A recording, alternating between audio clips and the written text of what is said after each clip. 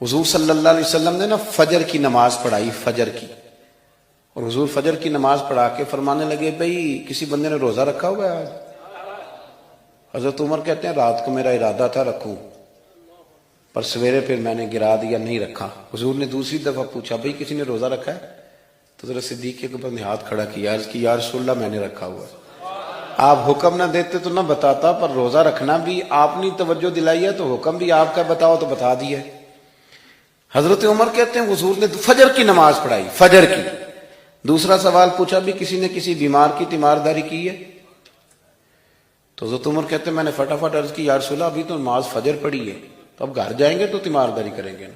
تو حضور نے فرمایا عمر تو ذرا ٹھہر جانا، جلدی نہ کر، ٹھہر نہ ذرا، رک تو صحیح۔ تو حضرت عمر فاروق رضی اللہ تعالیٰ عنہ فرماتے ہیں میں چپ کر گیا، حضور نے فرمایا بتاؤ بھی کسی نے تیمارداری کی ہے؟ تو صدیق اکبر نے ہاتھ کھڑا کیا، عرض کی یا رسول اللہ عبد الرحمن بن عوف رضی اللہ تعالیٰ عنہ 2-3 دن سے نماز پڑھنے نہیں آ رہے تھے، رات میں نے پتہ کرایا تو پتہ چلا بیمار ہے، اور حضور مجھے یہ بھی پتہ ہے وہ میرا یار ہے، مجھے پتہ ہے رات کو جلدی سوچا پر تہجد میں ضرور اٹھتا ہے، تو حضور میں بھی ذرا فجر کا وقت جلدی اٹھا ہوں تو فجر میں آنے سے پہلے عبد الرحمن ابن عوف کی تیمارداری کر کے آیا ہوں۔ حضرت عمر کہتے ہیں میں نہ ہلکا ہلکا ڈھیلا پڑ گیا۔ حضور نے تیسرا سوال پوچھا، فرمایا کسی نے کسی مسکین کو کھانا کھلایا؟ کھانا کھلایا کسی مسکین کو؟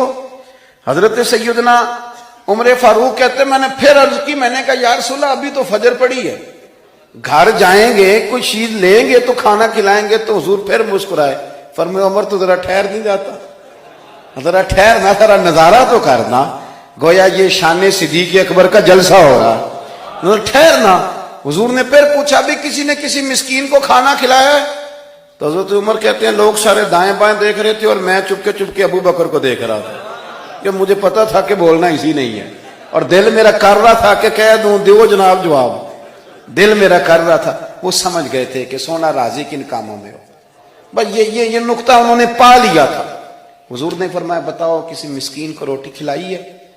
تو جناب سیدنا صدیق اکبر نے ہاتھ کھڑا کیا، عرض کی یا رسول اللہ سویرے اٹھا ہوں تو چھوٹا بیٹا بھی اٹھ گیا تھا، اور میرے وضو کرتے سنت پڑھتے ماں سے کہنے لگا بھوک لگ رہی ہے، تو ماں نے 2 روٹیاں بھی پکا دی، تو حضور ایک اس نے کھائی دوسری اس کے ہاتھ میں تھی۔ جب ہم نکلے ہیں نا گھر سے تو دروازے پہ ایک فقیر کھڑا تھا، مسکین کھڑا تھا، کہہ رہا تھا رات سے بھوکا ہوں، کوئی دروازہ کھلنے کا انتظار کر رہا تھا، ابو بکر سب سے پہلے تیرا ہی کھلا ہے۔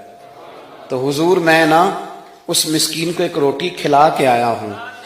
حضرت عمر فاروق کہتے ہیں میں نے گردن جھکا لی، اور میرے رسول کریم نے فرمایا اے اللہ میرے ابو بکر پہ رحم فرما، اللہ میرے ابو بکر۔ وہ سمجھ گئے تھے، مزاج شناست سمجھ آ گئی تھی کہ حضور کن باتوں میں، اور نا اپنے اوپر وہ سارا کچھ طاری کر لیا تھا انہوں نے، طاری، ان کی ادائیں بالکل ڈھل گئی تھی نبی پاک کی اداؤں۔ 3 دن وہ غار ثور میں رہے تو ہمارے صوفیاء فرماتے ہیں کہ ان پر تجلیاں بھی پڑی محبوب کی معرفت کی۔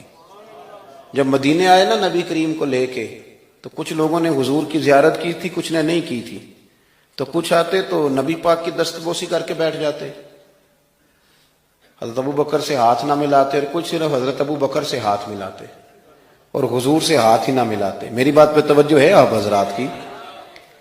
تو کچھ لوگوں کو نا شبہ ہونے لگا، وہ معاذ اللہ سمجھنے لگے کہ شاید یہی اللہ کے رسول ہے۔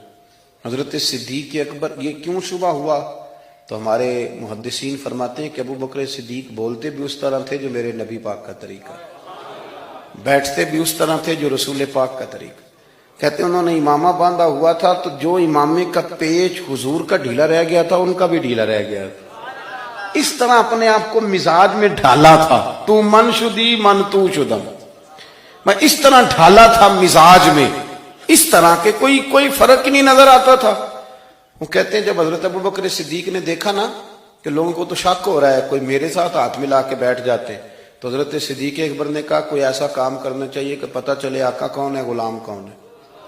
اٹھے، کندھوں پہ چادر تھی، وہ اتار کے نا تو حضور پہ سایہ کر دیا، لوگوں کو پتہ چل گیا کہ سایہ کرنے والا کوئی غلام ہے، اور جس پر سایہ کیا جا رہا ہے وہ آقا ہے۔ کیا خوبصورت نقطہ لکھا ہے مفسرین نے، شارحین فرماتے ہیں تھوڑی دیر کے لیے، تھوڑی دیر کے لیے، تھوڑی دیر کے لیے حضرت ابوبکر صدیق نے حضور کے سر انور پر اپنی چادر کا سایہ کیا تھا۔ اللہ کے رسول نے احسان کا بدلہ یہ دیا، نیکی کا بدلہ یہ دیا کہ قیامت تک ان کی قبر پر اپنے گنبد کا سایہ فرما دیا، قیامت تک گنبد کا سایہ کر دیا۔